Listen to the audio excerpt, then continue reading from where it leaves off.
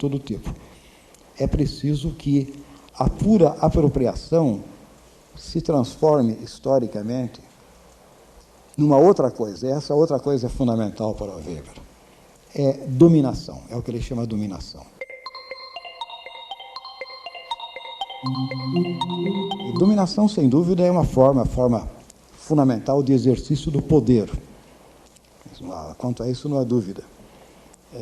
Mas o que está em jogo, quando eu falo dominação, não é tanto, nem de modo algum, o uso da violência, não é tanto coerção, não é tanto obrigação, mas é a capacidade de manter a iniciativa das ações e tornar aceitáveis para os outros as ações que se está realizando. Ou seja, em outras palavras, se eu falo dominação, eu falo o seu complemento fundamental, sem o qual ela não existe. E eu digo desde já por que não existe. Porque dominação envolve continuidade no tempo. Dominação, quando eu falo dominação, eu não estou falando de um ato isolado de poder. O exercício puro e simples do poder é também aquilo que o próprio Weber, usando uma expressão alemã que tem vários significados, chamaria de violência. Quer dizer, eu imponho minha vontade a você, por força ou por qualquer outra maneira, e esse ato, digamos, se esgota nas consequências que tenha. Dominação, não. Dominação é persistente. Dominação é o exercício persistente de um poder. Para ser persistente, ele não pode ser pura e simplesmente uma agregação de atos de violência. Ele tem que ser, de alguma maneira, aceito, ele tem que se tornar aceitável, ele tem que se traduzir em certas orientações de conduta que sejam consideradas aceitáveis também para aqueles que não se beneficiam diretamente. Ou seja, aqueles que seriam os dominados, ou seja, os que são mais pacientes do que agentes, os que seguem a orientação mais do que definem a orientação, os que seguem mais do que têm a liderança, esses têm que, de alguma maneira, considerar que as ações que eles executam, mantendo as relações que eles têm com os dominantes,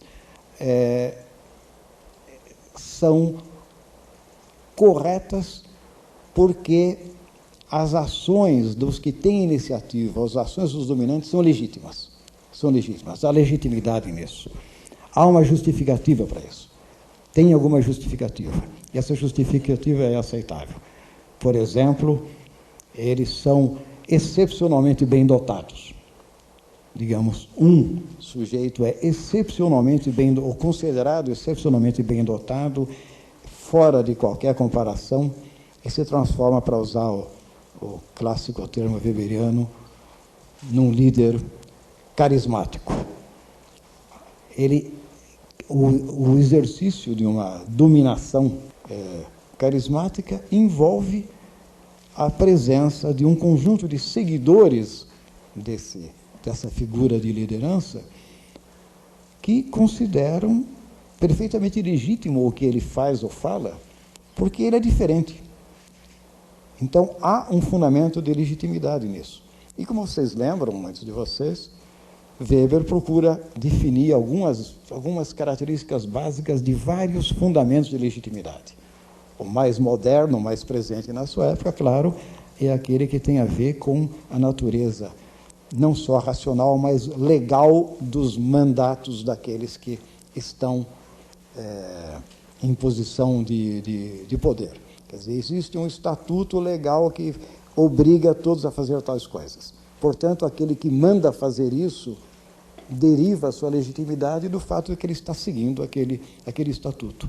Mas é preciso que haja aceitação. É preciso que haja aceitação. Quer dizer, não se pode pensar a sociedade a não ser em termos da continuidade de certas relações entre os homens, em nome do caráter legítimo que eles atribuem às orientações de conduta que saem de um núcleo que é, digamos assim, a área de condução, a área de liderança daquela sociedade, o grupo que domina a sociedade nesse sentido específico de dominação, não de coerção pura e simples, mas de indicação de caminhos. Então, sem poder, sem dominação e sem o caráter sempre problemático da legitimidade, não se pode falar de sociedade. Só que usei uma expressão agora importante: o caráter sempre problemático da legitimidade. Dependendo do fundamento dessa legitimidade, dependendo do fundamento que os homens dão à aceitação que eles fazem de tais ou quais mandos, ordens, leis e por aí afora, esse caráter problemático da legitimidade muda. É claro que no exemplo famoso aí que eu referi de passagem, de uma liderança carismática, uma liderança centrada na ideia de que o líder tem que ser seguido porque ele é excepcional, ele é fora de série, a legitimidade é a mais problemática possível, né? Porque qualquer falha retira toda a base da obediência e tudo vem abaixo. Além de que os líderes não são, os dominantes carismáticos não são imortais. Um dos capítulos, uma das passagens bonitas do grande livro Economia e Sociedade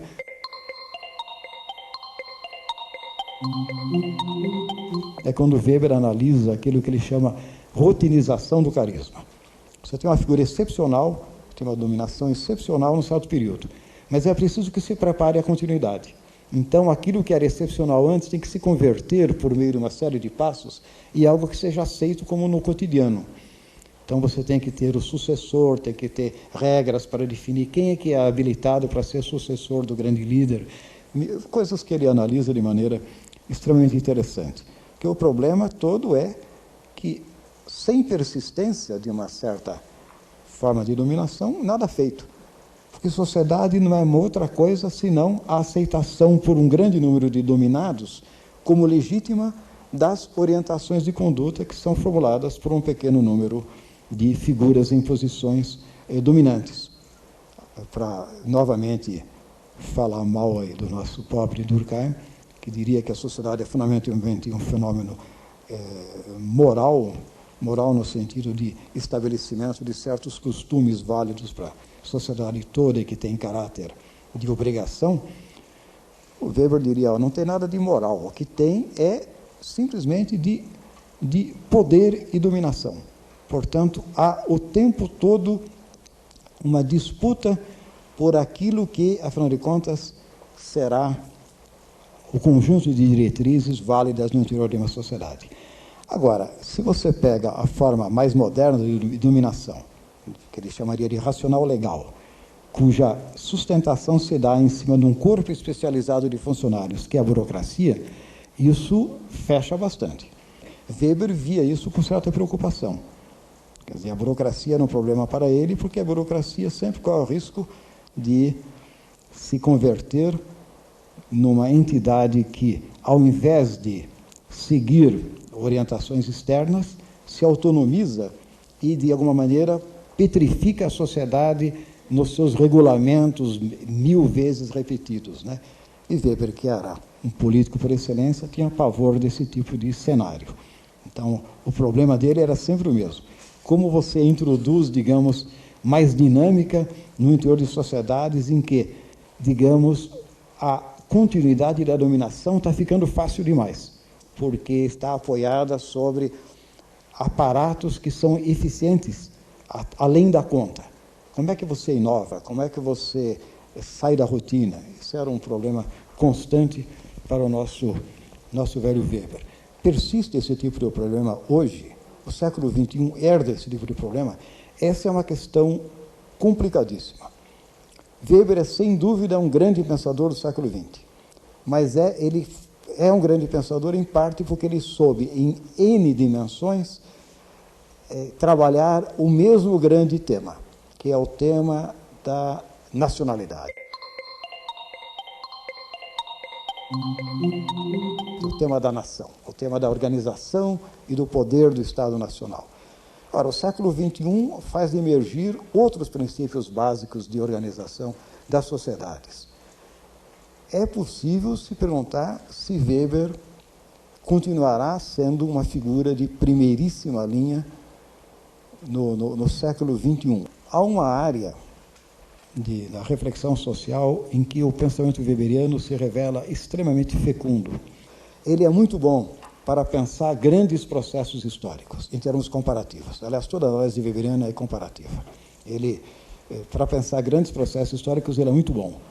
Mas ele é especialmente bom do outro lado também, que é o de analisar conjunturas, analisar processos dinâmicos que ocorrem localizadamente, numa escala menor, porque o esquema dele é muito bem qualificado para a reconstrução das linhas de força que se dão e se movem constantemente em situações de conjunturas turbulentas, digamos assim.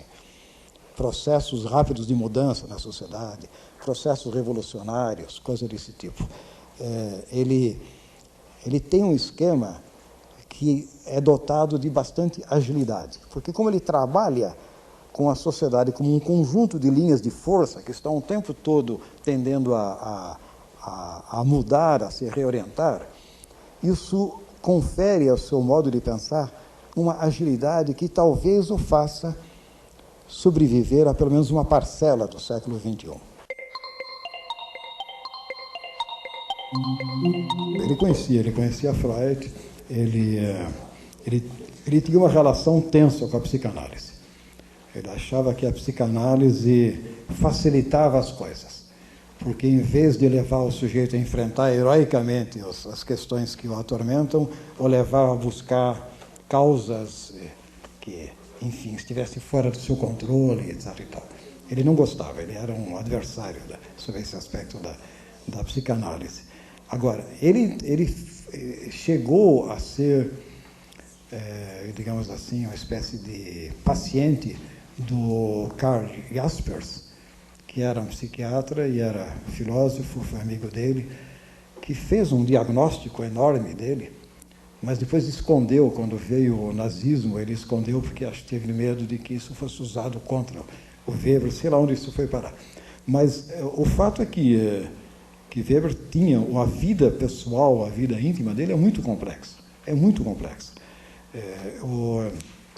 Aliás, tem de passagem uma observação curiosa. Tem um autor inglês que escreveu um livrinho simpático aí sobre o Weber, acho que é Douglas MacRae. É um livro sobre Weber que a Cutrix editou uma ocasião, em que ele comenta o seguinte: olha, se fosse agora, as coisas seriam um bocado diferentes, porque o Weber chegou lá na universidade dele, em um certo momento, e diz: olha, minha gente, eu estou muito mal, não tenho condição de continuar dando aula, eu vou me retirar, eu estou mal.